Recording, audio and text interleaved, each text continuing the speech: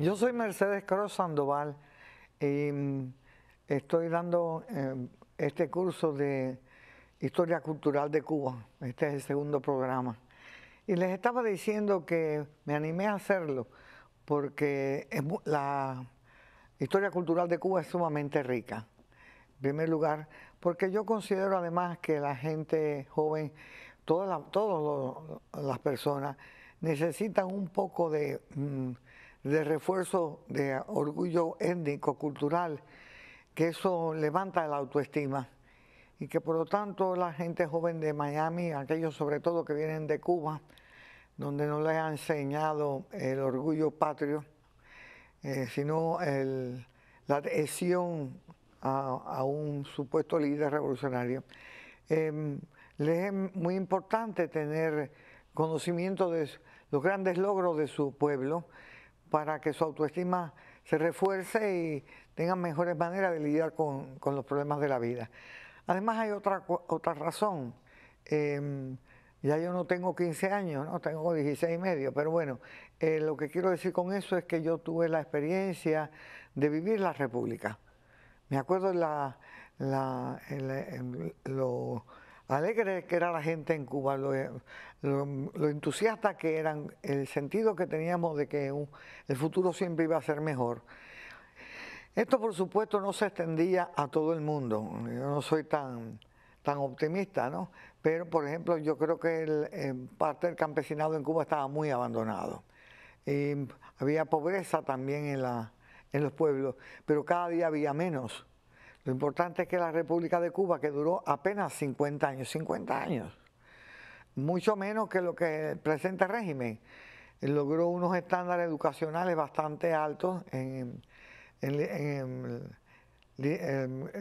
alfabetismo, unos niveles de salud también bastante altos. El nivel de mortalidad infantil en Cuba era más bajo que en los Estados Unidos. Había más médicos por kilómetro que en ningún lugar de la América. Fíjense ustedes, no hubo más plagas hasta los años 1915 o 17, hubo una plaga de cólera. Ahora desgraciadamente tenemos cólera de nuevo, es increíble, vaya. Las cosas que hizo la República de Cuba son increíbles y en algún momento dado las vamos a señalar una por una. También yo les discutí en el primer programa el proceso de transculturación que tuvo lugar en Cuba. Esa palabra es clave, es una palabra que fue inventada por un científico nuestro, científico social, Fernando Ortiz, que aunque era abogado de profesión, se volvió un etnógrafo, un excelente antropólogo, un autodidacta, que fue el que comenzó los estudios sobre la africanía en Cuba prácticamente a 10 años después de crearse la República. Una república que estaba prácticamente un porcentaje muy alto de la población, había sido esclava hasta hacía 20 años. Y este hombre se dedica a estudiar la cultura afrocubana y a darle un espacio, el espacio que de verdad se merecía en la vida de Cuba. Así que los estudios afrocubanos empiezan con Fernando Ortiz a principios del siglo XX, ¿verdad? Y él creó esta palabra que se llama transculturación. Los antropólogos usan la palabra culturación al proceso cuando uno aprende su propia cultura.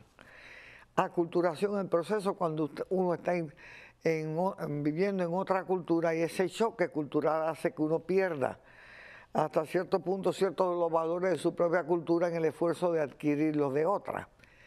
Pero transculturación es otra cosa y es muy cubano. Es tan cubano como la criollez. Fíjense, transculturación es el proceso que tiene lugar cuando muchas culturas diferentes se mezclan en un tiempo muy corto, y eso pasó en Cuba. El siglo XIX cubano es un siglo de grandes inmigraciones, no solamente de españoles, sino de africanos de distintas áreas, yucatecos, chinos, gente de distintos lugares del mundo llegaron a Cuba y se tuvieron más o menos que ajustar y crear lo que se llama la criollez. Nosotros somos una cultura criolla, no somos ni españoles ni somos negros, somos de todo un poco. Y esa cultura es la que yo les decía a ustedes que es una cultura muy acomodaticia. Nos hace a nosotros muy aventureros. Nosotros somos gente que probamos cualquier cosa. Nos gusta el cambio. Nos gusta copiarle las ideas a otras culturas y mejorarlas. Mis hijos dicen que como todo ciudadano norteamericano, pues nosotros comemos pavo, como es natural, el día de Thanksgiving. Pero el pavo mío es diferente, el pavo mío sabe a lechón. Mis hijos dicen que cuando levantan un ala lo que sale es un olor a lechón tremendo. O sea, está bien, yo voy a hacer pavo, a mí me encanta el pavo, entre paréntesis, pero yo lo voy a cubanizar. Así que le meto una cantidad de adobo y de aliño que eso da miedo. Eso se llama una cultura acomodaticia y una cultura que además es ambigua. Eso es lo que le estaba diciendo a ustedes. Y eso es lo que es el producto de la transculturación. Esa palabra la empezó a usar Ortiz en los años 40 o 30 y un norteamericano, antropólogo norteamericano famoso, le empezó a utilizar y a darle el crédito necesario a Ortiz. Ustedes se tienen que dar cuenta de las escuelas que tenemos los cubanos, que empezamos con un antropólogo que no estudió antropología, se convierte en tremendo etnólogo y empieza hasta a crear léxico de esa disciplina. Y eso es lo que es el resultado de todas las características que vamos a discutir en este cuarto curso sobre las experiencias cubanas. Cuando uno estudia la historia de cualquier país o de cualquier persona, uno está pensando también en el legado cultural, lo que dejaron la gente de atrás. Entonces vamos a empezar a situarnos en el año 1492. Como les dije en el anterior programa, Cuba amanece a la historia. Por primera vez aparece un párrafo sobre Cuba en el 28 de octubre de 1492. Cuando Cristóbal Colón en su diario de almirante escribe: esta es la tierra más hermosa que ojos humanos vieren. Es interesante y lo repito porque es motivo de orgullo para nosotros y la generación que se tuvo que marchar de Cuba cuando llegó la revolución tenía con Cuba una especie de, digamos, relación muy íntima. Yo se lo decía a ustedes, para mí Cuba era una persona.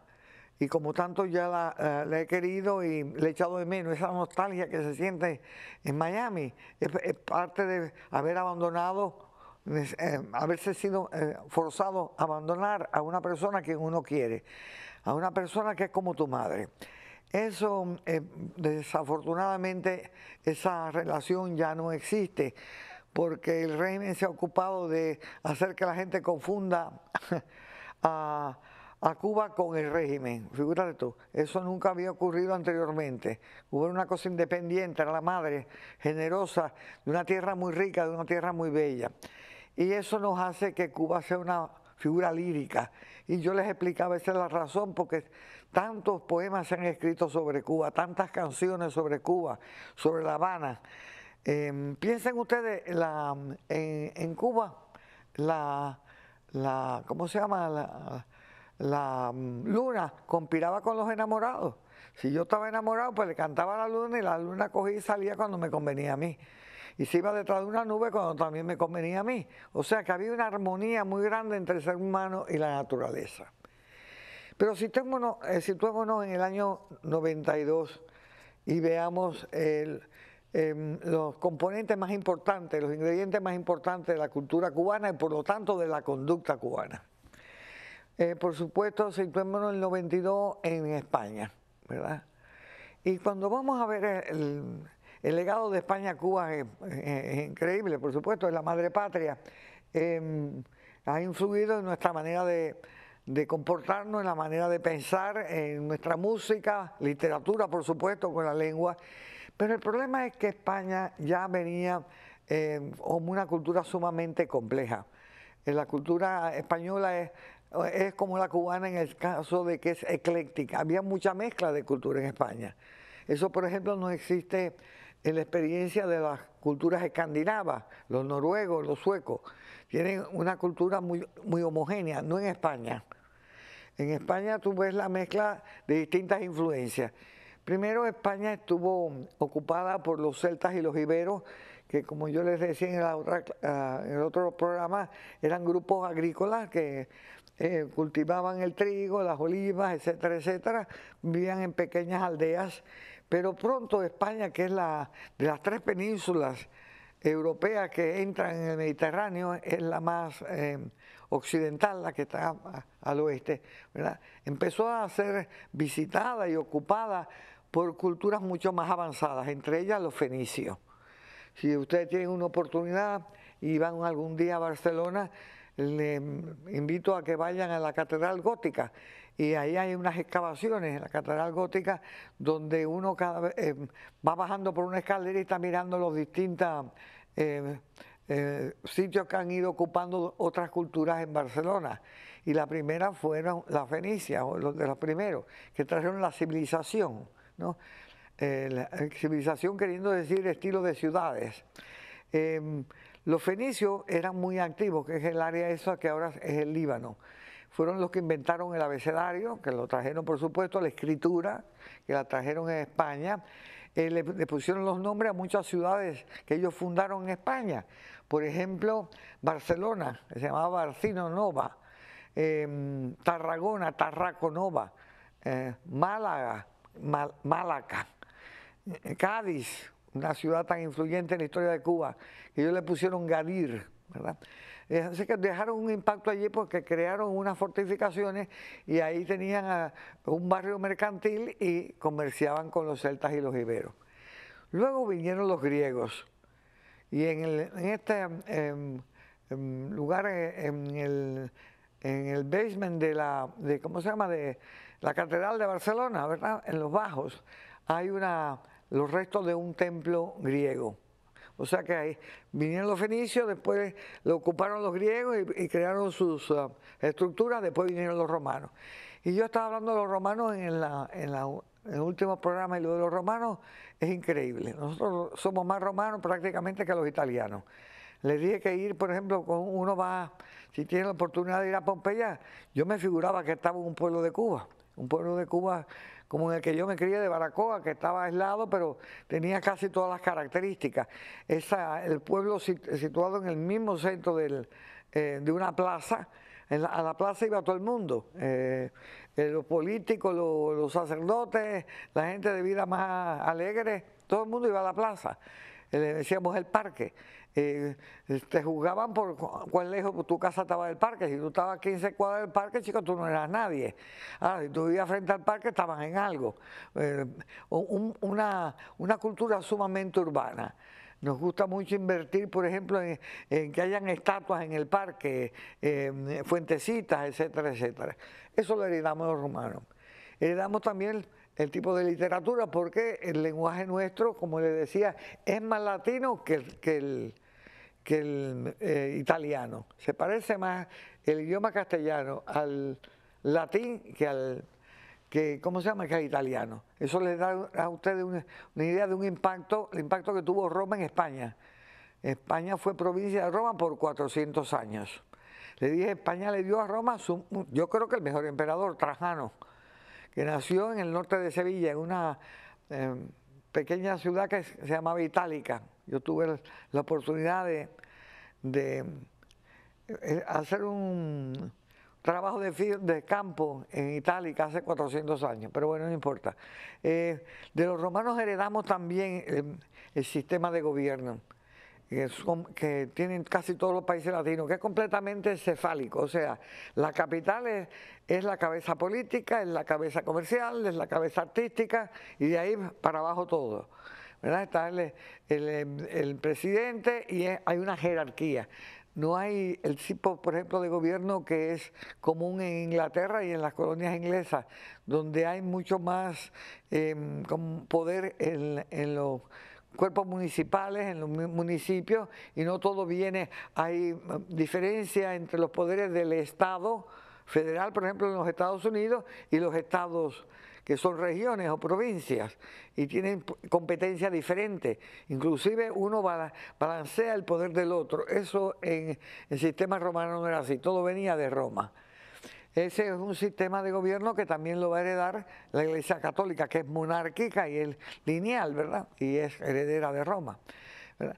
También heredamos de los romanos el derecho romano. Esto es interesantísimo. Yo no sé si ustedes saben que a diferencia, por ejemplo, de las colonias norteamericanas, en Cuba había un derecho de esclavos, había un sistema de derecho para los esclavos. Los esclavos en Cuba tenían derecho. Tenían derecho, por ejemplo, a usar utensilios, tenían derecho a aprender, tenían derecho a un par de mudas de ropa al año, vea usted, pero por lo menos tendrían derecho a aprender. No estaba prohibido, por ejemplo, enseñarle a leer ni nada de eso. Imagínense ustedes que en Roma muchos de los esclavos eran hasta griegos, y eran personas que eran hasta más educadas que los amos, y eran los profesores de los amos, o sea que era un concepto diferente, donde el esclavo tenía mucha más amplitud. Todo eso se hereda de Roma. De Roma se hereda el concepto ese tan gráfico de la familia extendida. El hogar cubano, la casa cubana típica, que aquí le hemos abandonado, que es alrededor de un patio central, ¿no? El patio hace la función en el hogar que hace el parque en la ciudad. El patio era central, ahí generalmente era de cemento, tenía muchas matas, sobre todo de jazmines, cosas agradables. Alrededor del patio pues habían balances o sillones, la gente se sentaba ahí a tomar café, tú podías sentarte hasta en calzoncillos porque era un patio privado. Mi padre siempre decía, estos americanos son unos locos, hacen unos patios que uno tiene que cortar la hierba para que la vean los vecinos, porque uno no se puede sentar en el patio porque todo el mundo está mirando lo que tú haces. El patio cubano es íntimo, es un patio doméstico, es para la familia. Habían pajaritos generalmente, yo tengo en mi casa canarios sobre todo, ruiseñores, es diferente. Y eso venía también del modelo romano. O sea que la influencia romana en la cuestión, por ejemplo, es bien interesante, el gusto del cubano por la discusión. La retórica, discutir, aprender a discutir. Porque en Cuba si tú no sabías discutir, óyeme, te quedabas mudo, no te dejaban poner una. Eso es un impacto muy fuerte de la cultura romana, ¿verdad? España fue provincia importante de Roma, ¿verdad? Hasta los años 400 y pico después de Cristo, cuando vienen las invasiones bárbaras. Los bárbaros eran grupos neolíticos, o sea que lo que eran agricultores, nada civilizados, no habían desarrollado civilización, no sabían escribir y estaban muchos de ellos emigrando porque había una sequía muy grande en el centro del Asia y los empujó a ir hacia el oeste, ¿no? Invadieron a España, el más importante grupo fueron los visigodos.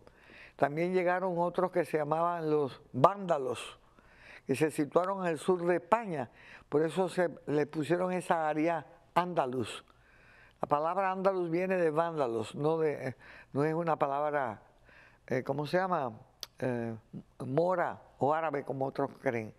Llegaron los visigodos, los vándalos y otros grupos más, los cilingos, no sé cuánta gente más, que se creó en el centro de España, el reinado visigodo, que estaba asentado en la ciudad de Toledo. Si tienen una oportunidad no se lo pierdan porque esa es la ciudad más interesante de España. Ahí estaba el reinado de los visigodos.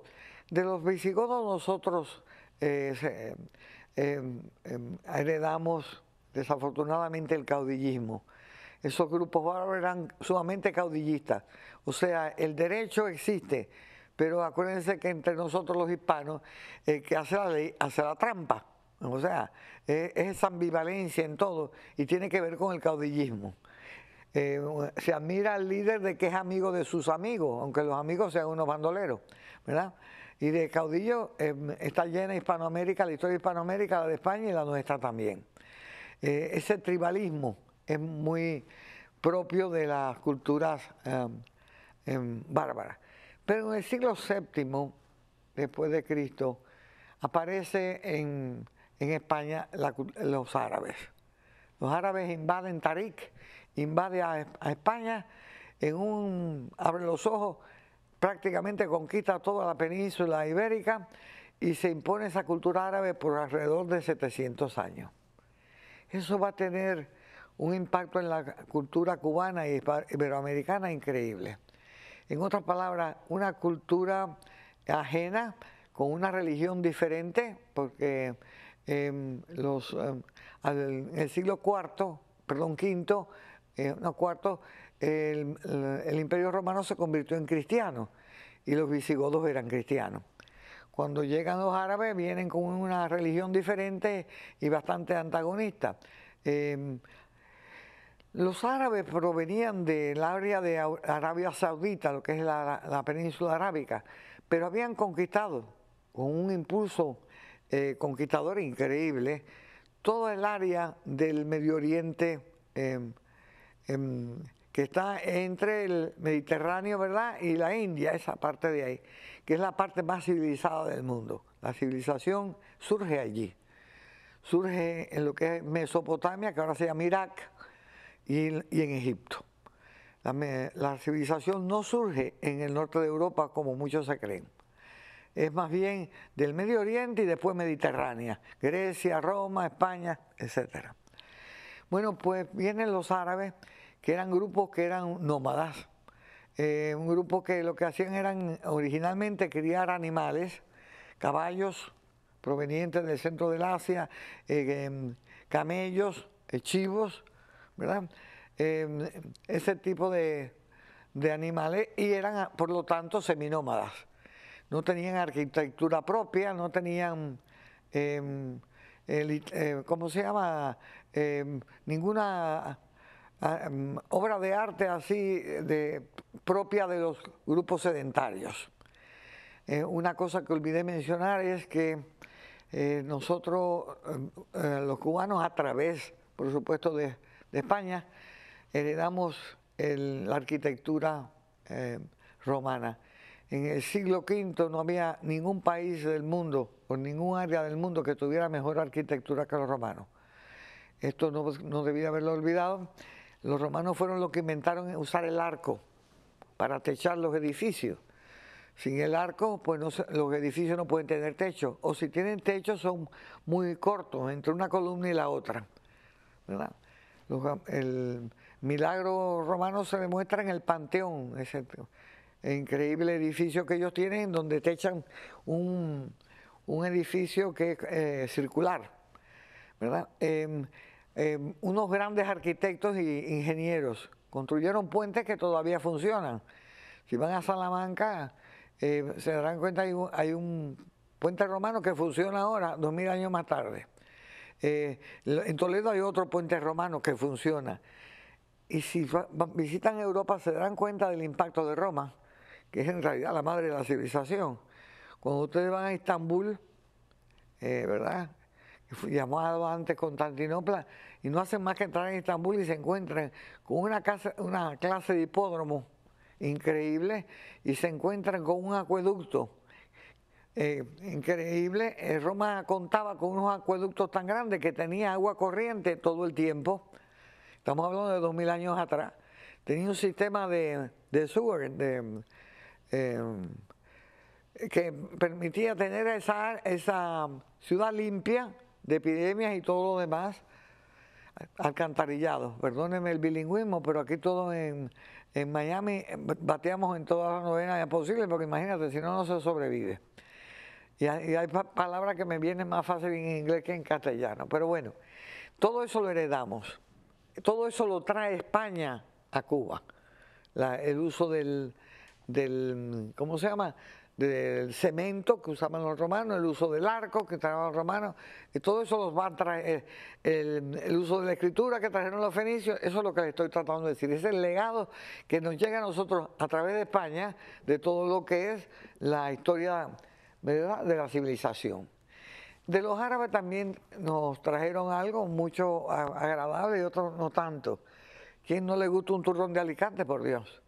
Si tú te comes un turrón de Alicante y después te vas a Estambul, te darás cuenta de dónde vienen todas estas cosas.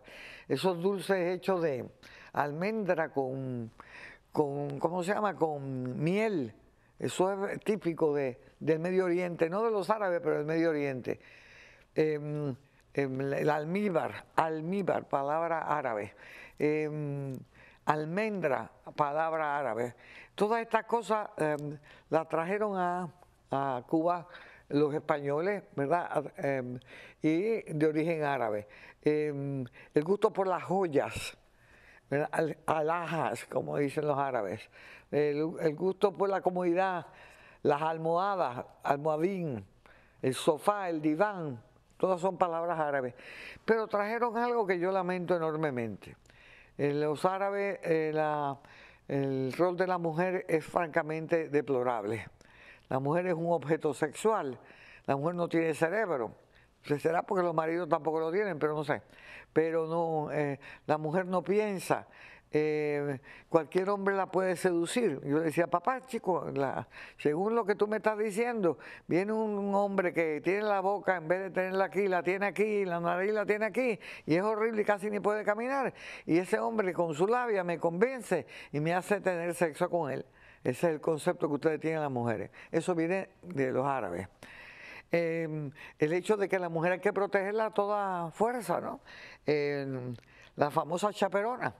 Cuando yo empecé a dar el curso de Historia de Cuba 40 años atrás en el North Campus, habían chaperonas y habían americanos, ¿no? Muchos estudiantes americanos, y había un choque cultural entre los cubanos y los americanos, y los americanos me decían, yo no sé, esto de los cubanos es muy serio, porque si uno saca una muchacha cubana al cine, oye, tienes que invitarla a ella y a una vieja, si no, no te dejan sacarla. Es la forma que tienen los cubanos de sacarle a uno una comida y un cine. Bueno, cada cual tiene su manera de ver la vida. Pero existían esta cuestión de protegerle a la muchacha la virginidad, su sentido de la honra, eso es de origen árabe. Bueno, por fin los españoles se meten en una batida enorme contra los árabes y empieza el proceso que se llama la reconquista, reconquistar el territorio nacional. Increíble. En el año 92, España se convierte en actora de 3 tremendos hechos históricos. El primero, el más importante, descubrió la América. Eso de que los vikingos, bueno, pues si los vikingos vinieron aquí y no escribieron nada, no cuentan. ¿Ok? Eso, ¿qué tontería es esa? Eso es quitarnos a nosotros cualquier tipo de mérito. Entonces, si vinieron acá y no escribieron nada, pues ellos no están aquí y se acabó. Porque a lo mejor los japoneses también vinieron, algún que otro australiano. Eso es racismo, en mi opinión. Descubrieron la América. Segundo, y muy importante, ¿verdad? Expulsaron a los moros. 1492, España conquista a Granada. Desafortunadamente también expulsa luego a los judíos y a los árabes. Ya eso lo discutiremos y qué impacto va a tener en nosotros. Bueno, pues este es el año 92. España está medio unificada. Acuérdense que en 1492 es el pleno periodo que en Europa se llama Renacimiento.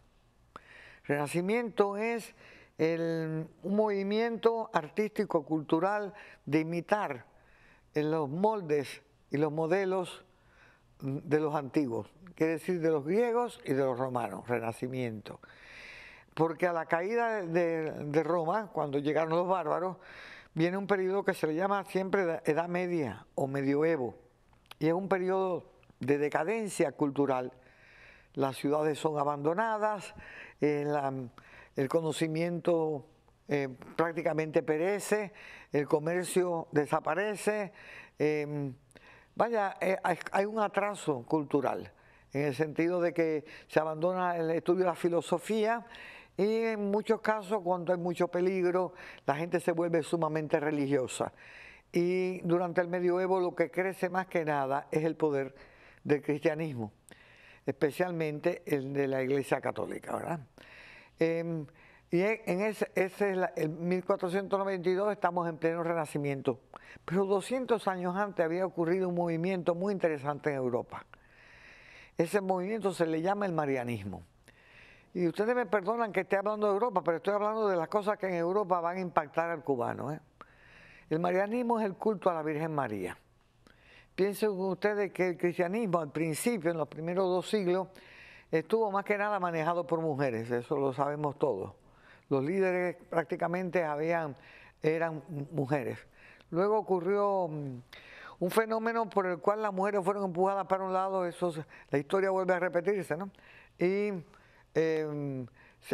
viene esta religión donde el rol de la mujer es bastante disminuido y donde prácticamente todas las posiciones eclesiásticas son de los hombres.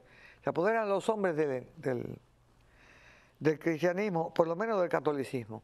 Pero en el siglo XIII surge un movimiento donde a la mujer dentro de la iglesia se le da un mejor espacio. Y eso es a través del culto a la Virgen María. Eso quiere decir que la mujer tiene como modelo a la Virgen María. La mujer debe ser como la Virgen, tiene que ser más bien tímida, tiene que ser nada agresiva, por supuesto tiene que ser virginal y entonces pues es querida y respetada. Y eso se ve en las catedrales que se construyen en Europa en ese siglo, donde anteriormente las catedrales normalmente estaban dedicadas a Dios, a Cristo, el Pantocrátor, el Creador, ¿verdad? Y ahora en adelante muchas de ellas van a estar dedicadas a la Virgen María. Notre Dame de París, la Virgen de no sé qué cosa. Eso trae, por supuesto, la elevación de la mujer en la estima de la sociedad, pero al costo de que ella tiene que tener una conducta irreprobable. Ella tiene que ser completamente pura antes del matrimonio, después y mediante. No se le exigió a los hombres a usar a Cristo de modelo, es a las mujeres. Por eso se llama marianismo. Y eso se trajo a la América. Y eso va a ser un modelo que se va a usar aquí más continuamente con respecto a la actitud de las mujeres. Las mujeres no heredan, en el periodo romano heredaban directamente de su madre y su padre. Tan es así que la mujer hispana, ¿verdad? Como ustedes bien saben, los hispanos tienen dos apellidos, ¿verdad? El apellido de su papá y el de su mamá, porque tanto heredaban del papá como de la mamá. Tú no tienes apellido de más por gusto, ¿no? Las mujeres cuando se casan no pierden su apellido. ¿Por qué? Porque en la época romana lo que ellos heredaban, lo que ellas heredaban de su mamá y su papá, el marido no lo podía vender ni tocar. Esto va a cambiar con el rol de la mujer también, ¿me entienden? Luego la mujer se convierte prácticamente en una morona legal y el marido le puede vender hasta la propiedad que hereda del papá. Eso fue así en Cuba hasta el año 17. Yo sé que ustedes están esperando una historia cultural de la batalla de no sé qué, y la batalla del grito de Baile, ¿tú me entiendes? Pero yo me interesan otras partes culturales, tanto como todos los gritos habidos y por haber. Y es que no hayan gritos, es lo que más me interesa. Pero eso del marianismo tuvo un impacto muy grande en Cuba. Lo tuvo en España, entre eso y las costumbres árabes, ¿verdad? De poner a la mujer a nivel de un animal, pues tuvieron mucho que ver con lo que surgiera en la América, el machismo, ¿verdad? Sobre todo en América, mucho más que en España. En España hay caudillismo, en la América machismo. Yo no tengo quejas contra el machismo, ¿qué va? Tengo muchísimas, porque nos ha ido muy mal. Si estos machos nuestros hubieran protegido, hubiéramos avanzado, pero si somos el rabo de la vaca, no me parece muy buena idea. O sea, no hemos avanzado lo suficiente. Yo me siento descendiente de los romanos que fueron los dueños del mundo, por Dios. Y nosotros lo que estamos es los dueños de tener más hijos ilegítimos en este continente, ¿verdad? Pobreza, muchachos abandonados, pues por lo tanto eso me llega. Y tengo todavía la certeza de que en Cuba lo que hay es un machismo exagerado. Pues lo tuvimos con el señor que está de turno ahora, con el anterior, que era, este es el hombre, pero ¿qué es esto? Y yo creo que eso nos ha traído muchos problemas políticos. Yo creo que cuando tú tienes una actitud de inferioridad hacia otro es porque tú te sientes inferior. Peor que yo, menos importante que yo, pues mi mujer. Si tú te sientes tan seguro de ti mismo, no tienes esa necesidad. Pero dejemos ese tema para que yo pueda continuar con este pequeño curso, porque si no sé que me van a matar en cuanto llegue al Versalles esta noche a tomarme un café. Vamos a hablar de otra cosa. Pero yo sí creo que el marianismo es importante. Veamos qué otras condiciones trae España. Y situémonos de nuevo en el 92. Salgamos del ambiente de Cuba nada más y veamos qué está pasando en Europa. Porque Cuba es una isla, pero está rodeada de eventos que ocurren afuera que luego nos influencian y nos impactan. En el año 55 pensamos que el comunismo era una cosa del planeta Venus y resultó que en 4 años estaban en el Palacio Presidencial. Nunca se olviden de eso, que somos parte de un mundo global, ¿verdad? Y que una cosa impacta a la otra. En el Renacimiento es el periodo ese, los años 1300, 1400, 1500, es una época muy secular. Se abandonan un poco los patrones de modelos de cultura religiosa y se empiezan a usar los seculares, como lo habían hecho los romanos y los griegos. Piensen ustedes que mi entrenamiento es como antropóloga y siempre estoy consciente de que no se olviden de que el ser humano es la criatura que tiene una niñez más larga y una adolescencia más larga. Nosotros empezamos a madurar como a los 18, 19, 20 años. Yo conozco gente que tiene 70 y no ha madurado, pero bueno, debíamos de madurar a los 19, los 20 y los 21 años, ¿verdad? Necesitamos modelos. Eso es una necesidad de la especie. Y cuando tú matas los modelos, que son modelos que traen una mejor conducta social, entonces te buscas modelos que son antisociales. Desafortunadamente, nuestra cultura en los últimos 30 años está olvidando ese gran verdad sobre nuestra especie. Si tú matas a los modelos como es Washington, Martí, etcétera, los muchachos lo que escogen es de modelo a un boxeador que coge y le muerde la oreja a alguien y se la arranca, vaya, un individuo de lo más fino y bien portado, ¿verdad? Bueno, tú coges y abandonas a la Virgen María, no tienes que abandonar porque es un buen modelo de buena mujer, no tiene que ser un modelo estrecho. Entonces lo que te busca es una mujer que vive con Vicente y otros 20. No es muy, quiero explicarme, los modelos es lo que crea la conducta general, ¿verdad? Entonces yo les estoy explicando que el Renacimiento, los modelos son más bien seculares. El Renacimiento también empieza con el Renacimiento, lo que se llama la historia moderna. La historia en general se divide en 4 periodos para mejor entenderla, la historia del mundo del ser humano. El primer periodo se llama historia antigua, que es el periodo de la civilización del Medio Oriente, empezando 5000 años atrás, ¿verdad? Después la civilización romana y la griega primero y después la romana, la egipcia también primero. Eso dura hasta el año 400 después de Cristo, cuando el Imperio Romano cae. Después viene el medioevo, alrededor del 400 hasta alrededor del 1300 por ahí. El medioevo es una época de fragmentación. Y luego viene el Renacimiento, que es la Edad Moderna. Y la Edad Moderna se distingue por lo siguiente. Se distingue, en primer lugar, por el surgimiento por primera vez de la nación-estado, ¿verdad? En la nación-estado es el modelo que tiene España en 1400. Nación-estado es cuando tú tienes un gobierno que rige a un grupo que tiene una cultura semejante, ¿verdad? O sea, tienen unas culturas y unas tradiciones semejantes. Ese modelo empieza en 1400.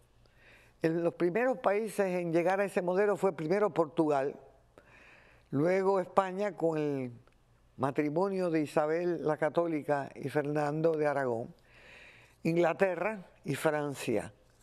Hay países que le tomó en España, en Europa, para organizarse naciones-estados hasta el siglo pasado, ¿verdad? Italia y y Alemania no se unificaron y se crearon como naciones-estados hasta el siglo XIX y XX. De manera que nosotros, quiero decir, la cultura hispana fue una pionera en crear una nación-estado, que es lo que le decimos ahora nosotros, España, e imponer como idioma oficial el castellano. Como la nación-estado era nueva, y esto es lo que van a traer los españoles a Cuba, ¿verdad? Necesitaba protección porque en el periodo feudal España lo que estaba dividida era en principados y cada uno era independiente, el duque de esto, el príncipe de lo otro. Ahora tenemos monarcas y lo que se quiere lograr es una ley común, ¿verdad? Y por eso se crea el Consejo Real, que es lo que es el consejo más alto y que lo que tiene que más que nada es que legislar, para que la misma ley haya en los Países Vascos que hay en Cataluña, que hay en Andalucía. Piensen que ustedes que España tiene regiones muy diferenciadas entre sí y que hasta hablan idiomas diferentes. Los catalanes hablan el catalán, que es prácticamente un francés del suroeste de Francia. Los vascos hablan un idioma que no lo entienden ni ellos, pero bueno, estoy bromeando. Los andaluces hablan un español, un castellano donde prácticamente le cortan la última sílaba. Así que hay muchas diferencias lingüísticas y regionales, la forma de vestirse, las regiones, lo que comían, ¿verdad? Y cuando se está unificando un país a través del matrimonio de dos príncipes, pues hay que crear legislación nueva para todo el mundo igual, ¿verdad? Los contratos, sobre todo, cuando tú vas a comprar una tierra, lo que sea.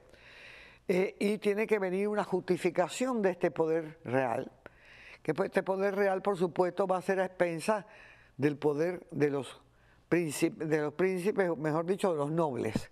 Ese es el proceso que está llevando a cabo España cuando viene a invadir, ¿cómo se llama?, conquistar la América.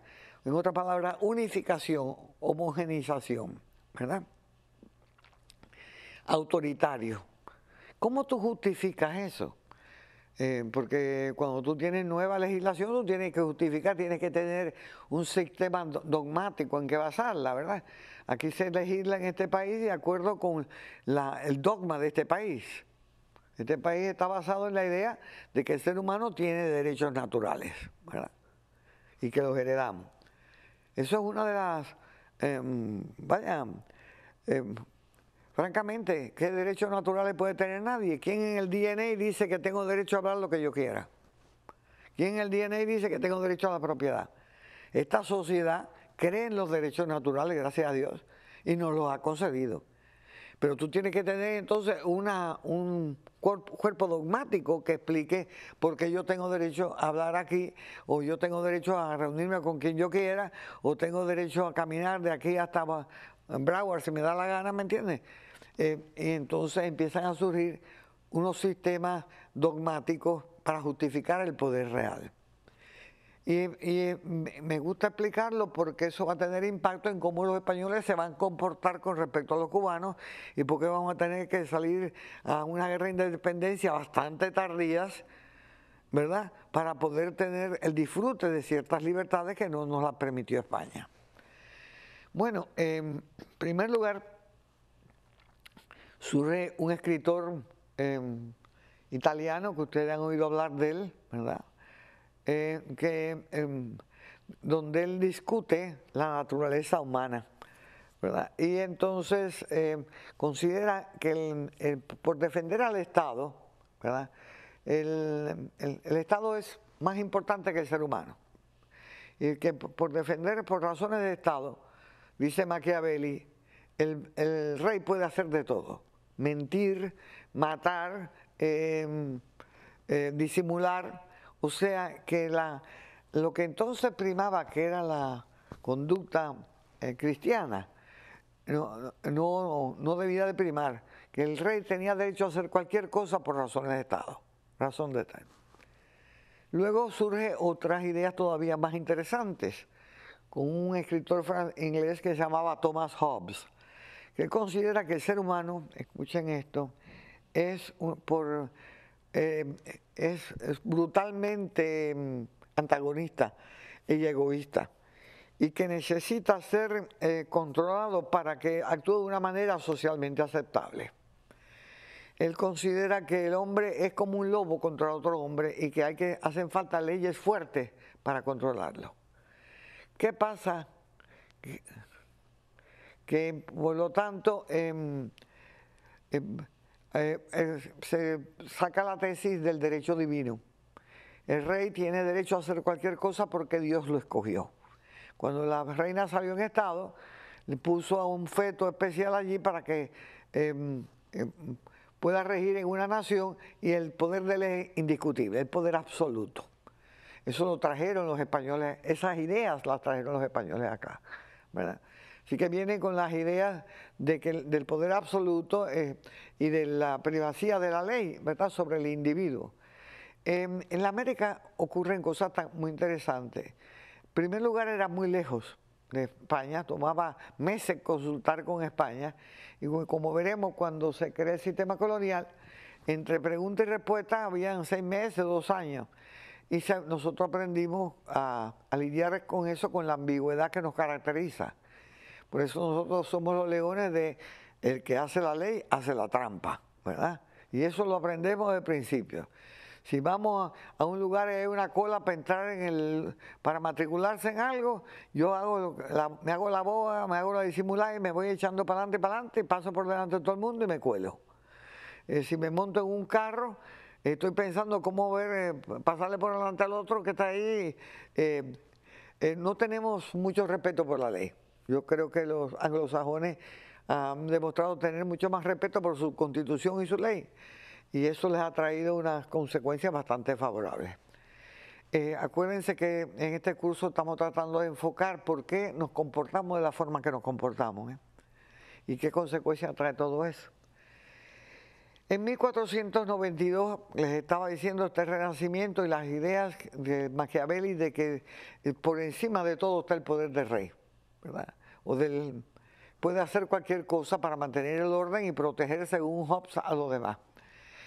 Pero también surgieron ideas muy interesantes sobre la actividad económica, porque a medida que los reyes querían organizar a los países con una administración central, hacía falta plata para pagar por el ejército, para pagar por la policía, por la burocracia. ¿Y de dónde iba a salir esa plata?, ¿verdad? Bueno, pues imagínense, tiene que ser por impuestos. ¿Y cómo se van a recoger esos impuestos? Bueno, en todo. Pero surge una teoría que se llamó el mercantilismo. Y es una teoría tan pobre, está basada en la idea de que los países son ricos si las monarcas son ricos, no el pueblo. Esto es una cosa que el señor Castro acaba de aprender 500 años más tarde, ¿no? O desaprender. O sea, que el país es rico si el gobierno tiene el poder y por lo tanto tiene el monopolio. Fíjense. En otras palabras, los países en el siglo XV son ricos de acuerdo con la cantidad de metales preciosos que tienen. Entonces, pues vienen, si no tienen metales preciosos, España los tuvo, pero se había agotado el oro, hay que buscar colonias que tengan metales preciosos. Los españoles vinieron a la América y empezaron a buscar oro. En Cuba encontraron 4 pepitas de oro, pero los indios lo que tenían como riqueza eran las plumas de cotorra, figúrate tú. Le dieron a los pobres españoles 4 plumas de cotorra y se los llevaron a la reina, y a la reina le dio un ataque, ella lo que quería era oro. Porque eso era lo que era riqueza en esa época. Entonces, para hacerse rico el país, primero tenía que tener oro o una colonia que tuviera oro, ¿verdad? O tenía que tener una balanza de pago favorable. Balanza de pago es como una chequera, que te tiene que entrar más que lo que tiene que salir, ¿verdad? Por lo tanto, para tener una balanza de pago favorable, tú tenías que tener un monopolio, ¿verdad? El monopolio, el gobierno controlaba todo lo que se vendía y todo lo que se compraba, y a qué precio y a qué calidad se hacía. Es interesante porque ya les digo, 500 años más tarde Cuba viene a entrenar el monopolio después que habíamos luchado 500 años para liberarnos del monopolio. Y eso trae el desastre. Se creó en España la Casa de Contratación de Sevilla, que tenía el control completo de todo lo que se exportaba para la América y todo lo que se importaba de la América, ¿verdad? Por ejemplo, Cuba, lo que producía al principio era tabaco, la corona compraba todo el tabaco barato y lo vendía caro en Europa. Fíjense que en España hasta el día de hoy se le dice a los lugares donde venden cigarrillos estanco, que era la palabra que se usó para el monopolio de la Casa de Contratación de Sevilla. Así que el sistema que va a imponer España en Cuba va a ser un sistema autoritario, monárquico, ¿verdad? Centralizado y desde el punto de vista económico monopolio completo, o sea, control. No se le daba ningún espacio, ¿verdad?, a la libre empresa, no había libre empresa. Todo había que comprarlo a través de la corona y caro. En Cuba se le decía a la harina de Castilla, porque nada más que se le permitía comprar la harina de Castilla. Cuando en el siglo XIX los americanos empiezan a traer harina barata, ya tú sabes, vino el cambiazo. El monopolio trae como consecuencia algo que todos los cubanos de ahora sabemos, que es el business, vaya, el contrabando. En Cuba el contrabandismo no era una lacra nacional, era una necesidad nacional durante toda la colonia, porque los productos extranjeros casi todos se conseguían a través del contrabando, como es el mercado negro que hay ahora en Cuba, una cosa por el estilo. ¿Verdad? O sea que ese dos sistemas, el monopolio económico y el centralismo, que hacían que se burlaran necesariamente la ley continuamente, no había otra necesidad, fueron lo que trajo España a Cuba. Ahora me gustaría hablar un poco de la contribución de África, ¿verdad? Y después hablaremos de la americana y hablaremos de los indios cubanos. Si ustedes ven un mapa del África, ¿verdad? La forma que tiene el África es el resultado de una actividad geológica que tuvo lugar millones de años atrás, donde un pedazo de granito enorme surgió del mar primeval y se elevó y se creó el África. Esa formación geológica especial del África va a traer unas consecuencias increíbles para el continente. Yo no sé si ustedes saben, pero deben de saber que el África es el área del mundo donde salió el ser humano. No solamente primitivo, el moderno. Se ha demostrado que el hombre Homo sapiens sapiens se desarrolló en el África. Alrededor de 200 y pico mil años atrás empezó a emigraciones, salir del África. Grupos se quedaron allí y otros grupos salieron. Pero todos somos del mismo origen y es el África. El área esa al este del África, yendo desde el delta hacia el sur, ese es el área de donde venimos nosotros los seres humanos, donde se desarrolló nuestra evolución. Nuestros primos hermanos viven allí, o sea, los orangutanes, los gorilas, ¿verdad? Son de, ¿cómo se llama? Los chimpancés y los gorilas. Son africanos y no hay duda, tenemos todas las pruebas de que el ser humano viene del África. La formación esa que tiene el África le ha traído algunos problemas muy serios. El África es un área del mundo que padece continuamente de, ¿cómo se llama?, de sequedad. Hay una gran sequedad y por lo tanto hay muchos desiertos. Este pequeño programa lo vamos a terminar hoy, lo vamos a terminar ahora.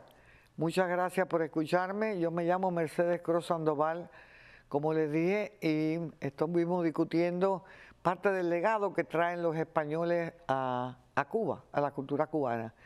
Continuaremos próximamente con el legado africano, que es muy interesante, y después con el americano. Muchas gracias.